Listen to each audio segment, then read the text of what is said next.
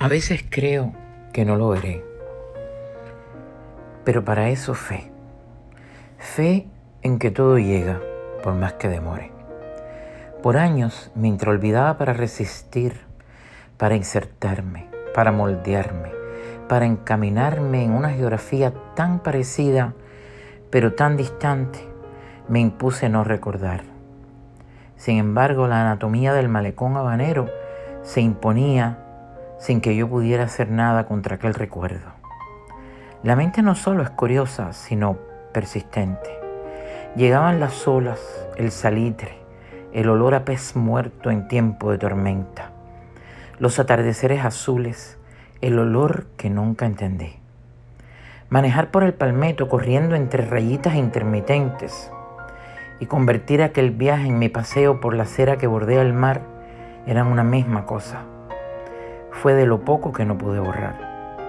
Abandoné mi país que hacía tiempo me había abandonado a mí. Eran los tiempos de un absurdo recurrente, de gente que te delataba por cualquier cosa, pero sobre todo de mucho silencio.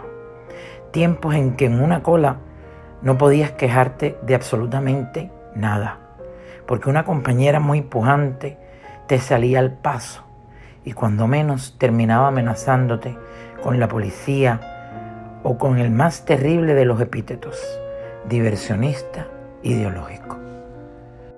Y yo no le creía. La OMAP todavía rezongaba en la voz de los mayores. Las asambleas de méritos eran descarnadas y justas, algo que nunca entendí.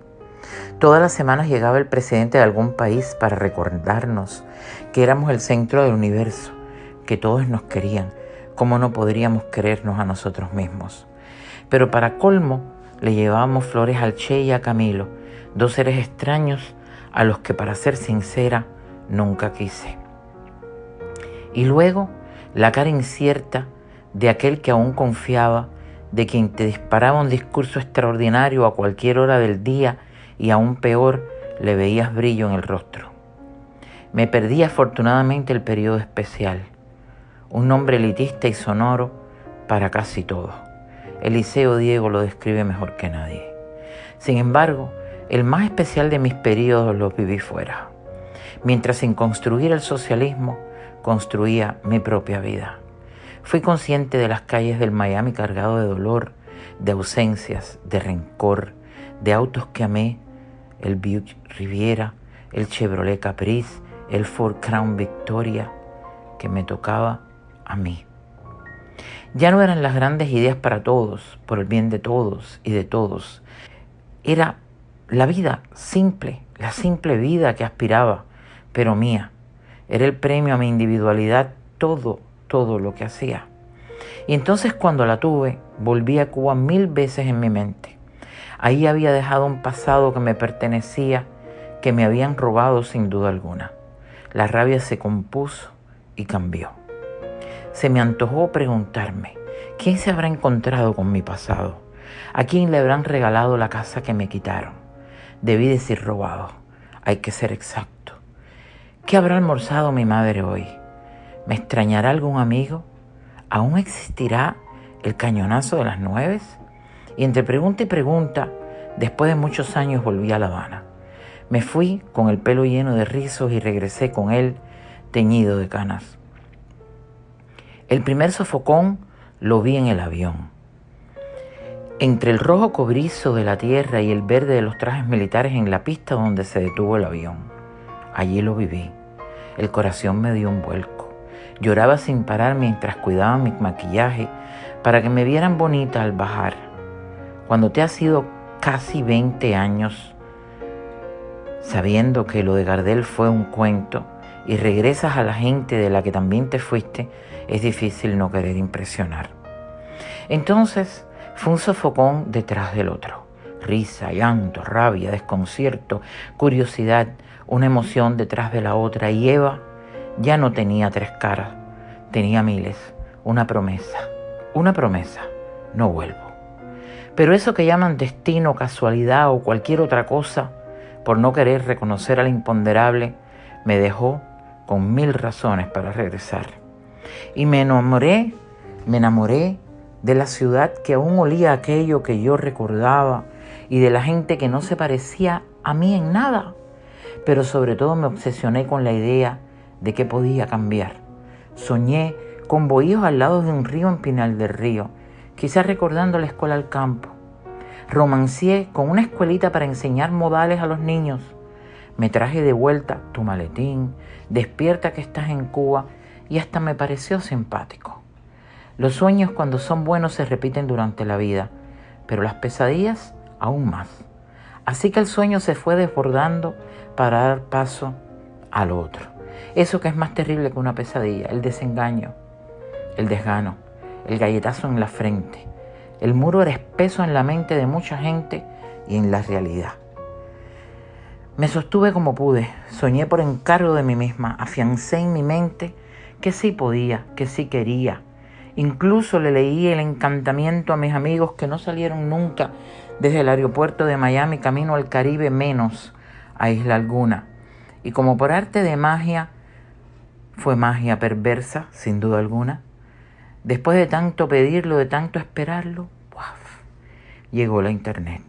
El sueño se hizo vacío, se hizo voces adoctrinadas, calladas por tanto tiempo, que salían como murmullo de ostras secas, y vi de pronto, hasta por nombrar de lo peor, envidia.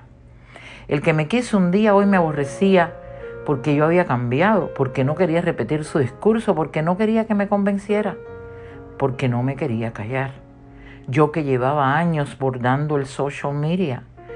Y tanto dio hasta que me ofendió en lo más profundo y me rompió para siempre el verbo amar. Me fui a Londres, donde ya había estado, y me encaramé sobre un banquito en el The Speaker Corner. Desde allí enarbolé bandera. Fui crudo en las palabras, porque me asistí el derecho. Grité que el cañonazo de las 9 ya no era las 9. Estampé rugidos escuálidos como el del pobre león del zoológico de 26. Recogí las mallas para no pescar. Cerré puertas, bajé cortinas. Y ya no llegaban balseros.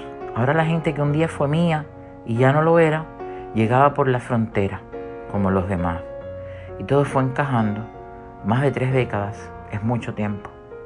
Cuando parecía que todo iba cuesta abajo, escuché voces que no entendía, pero llenas del mismo grito que un día yo grité. Callé por aquello de esa tos que tengo al levantarme. YT. Suena corto, pero se entiende. YouTube. Era un arma, una herramienta, un placer, un escape, donde yo contaba historias, donde yo hablaba de creyones de labios del tiempo de los malos y del ruido molesto de la voz de las Américas, o de Aquí llega, señores, hay una voz, la canción de Radio Martí. Allí me cansé de hacer cuentos de mi tío Paco, el que no quiso llevarme al Parque Lene hasta que no le cambiaran el nombre por Maceo o Martí. Conté la despedida de mi tío / padrino, médico al que por año no lo dejaron salir para reencontrarse con mi tía, madrina, su esposa, en el otro lado del mundo. Hablé de mi madre, corriendo en las guaguas de la ciudad al campo a comprar gallinas de contrabando. Me hizo bien contar. Pero las voces se hicieron fuertes, hicieron huelgas de hambre. Se amotinaron frente al Ministerio de Cultura, salieron a los parques con carteles y la cuesta se empinaba más y más. Y un día, como por arte, también de magia, salieron las voces con sus cuerpos a la calle. La rebeldía, la resistencia, la verdad salió a tomar aire. Duró poco, sin duda alguna. Los mismos de siempre, la misma cantaleta, el mismo poder los sacó de la calle, les hirió, les escondió, los guardó. Y yo me vi sin hablar de selecciones, ni de viajes a Varadero en el Plymouth de mi tío. Me vi extendiendo voces, ampliando los horizontes que se habían abierto para siempre, y me gustó. Volví a ser joven y rebelde en ellos, y la palabra continuidad se rompió y reconstruyó en algo de eso que llaman amor a la patria, amor al prójimo, amor propio. Así dejé de ser la que contaba historias para compartir con la gente que ahora hacía historia. Y desde entonces he vuelto 1000 veces a La Habana sin moverme de una silla. Pero el viaje es más largo, es infinito, pero se hará. Y volveré a lugares que nunca visité en mi país, Volveré a la gente que no se parece a mí, ni yo a ellos. Iré al cobre y cumpliré promesas por mi madre que murió sin verlo, por mi hija que no lo entiende del todo pero que posteó en Instagram patria y vida. Regresaré para no volver, lo tengo claro. Sé que me quedaré para siempre quejándome del tráfico en el Palmetto, pero tendré deudas muy viejas saldadas. Yo me llevaré algo más que no pudieron llevarse otros. Miré con el grito de una sociedad que espera el momento preciso, que se empina, que descubre, que aprende, que quiere, que lucha y se defenderá.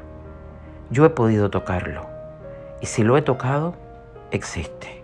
Hay esperanza. Ya he regresado.